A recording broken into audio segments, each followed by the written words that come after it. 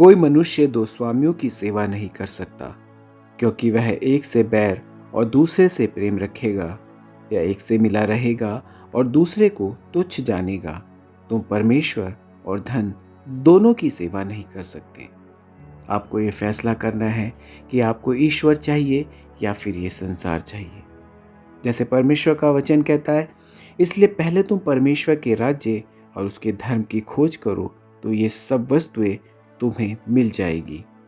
एक विश्वासी होने के नाते या एक मसीह जीवन जीने के नाते हम सबके जीवन में पहला स्थान परमेश्वर का होना चाहिए। परमेश्वर का शासन सर्वप्रथम और सर्वोपरि हमारे जीवन में होना चाहिए। जब हम परमेश्वर के धर्म और राज्य की खोज करते हैं तो वो हमारी हर एक आवश्यकताओं को भी पूरा करता है।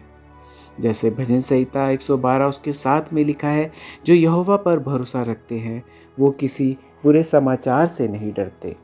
यदि आप सच में ईश्वर से प्रेम करते हैं तो आपको इन सांसारिक वस्तुओं से कोई प्रेम नहीं होता।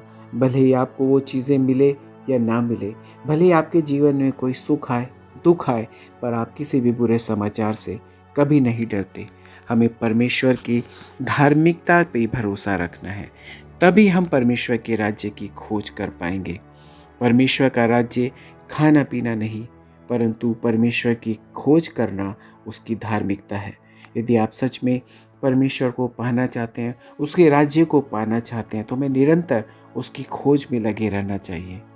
जब परमेश्वर की धार्मिकता किसी पर राज्य करती है, तब परमेश्वर की ओर से उस मनुष्य के जीवन में भौतिक और आत्मिक आशीष दोनों उसको मिलती हैं।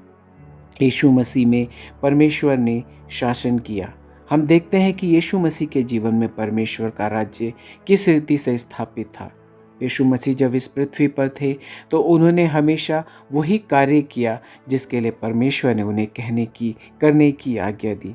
वो हमेशा यही कहते थे कि मैं अपने आप से कुछ नहीं करता या कहता, जैसा पिता से सुनता हूँ वही कहता हूँ या करता हूँ। परमेश्वर की खोज करना एक व्यक्तिगत रिश्ता होता है। यदि आप सच में परमेश्वर से प्रेम करते हैं तो आप व्यक्तिगत रूप से अपने ईश्वर की खोज करेंगे। ईश्वर से भरने के लिए हमें अपना सब कुछ दांव पर लगाना पड़ता है। जैसे हम उस वचन में पढ़ते हैं कि एक व्यक्ति ने अपना सब कुछ बेच दिया और उस खेत को मोल ले लिया जिसमें खजाना गड़ा हुआ था। तो हमारे लिए उस स्वर्ग का खजाना ऐसा है कि जिसको पाने के लिए हमें अपना सब कुछ दांव पर लगा देना चाहिए। हमें ये नहीं देखना चाहिए कि हमें अपने ईश्वर को पाने के लिए क्या कीमत चुकानी पड़ेगी।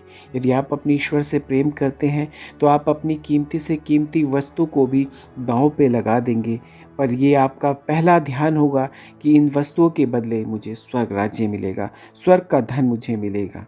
इसीलिए प्रभु आपसे यही कहना चाहते हैं कि आप उसके धर्म और राज्य की खोज करें तो बाकी सब वस्तुएं भी आपको मिल जाएगी। हमारे अंदर ईश्वर की धार्मिकता दिखनी चाहिए, हमारे अंदर यीशु दिखना चाहिए, ताकि जब हम किसी के पास जाएं तो लोग ये कहें कि हमारे अंदर ईश्वर राज्य करता है, उसकी प्रभुता हमारे जीवन पर है। और जब हम अपने ईश्वर की खोज करते हैं तो वह हमारी भौतिक और दैनिक आवश्यकताओं को भी पूरा कर सकता है। बस हम सिर्फ और सिर्फ परमेश्वर के राज्य की खोज करें। आमीन। प्रभु आप सबको बहुत बहुत आशीष दे। God bless you all.